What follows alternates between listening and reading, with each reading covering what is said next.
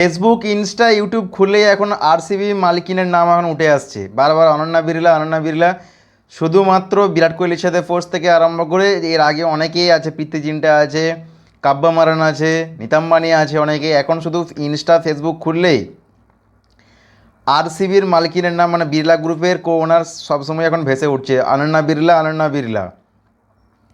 JRF fan follower যেভাবে RCB তুলছে এবং শুধু যে ট্রেন্ডিংয়ে আছে এখন, এখন এক প্রকার বলা যেতে পারে ট্রেন্ডিংয়ে আছে আরসিবির মালকিনের ছবি এবং সমস্ত কিছু পোস্ট।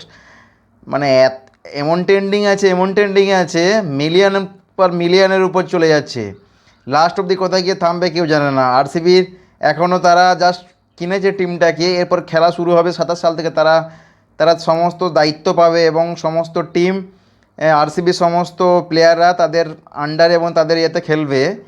যেখানে বিরাট কোহলি আছে, এতদিন আরসিবিকে মানুষ সাপোর্ট করে এসছে বিরাট কোহলির জন্য মানে বিশেষ করে। এরপর আসছে অনন্যা বিড়লা, যে মালকিনকে নিয়ে এত ট্রেন্ডিং চলছে ফেসবুক এবং ইনস্টা খুললেই এখন শুধু অনন্যা বিড়লা ছাড়া আর কিচ্ছু নেই।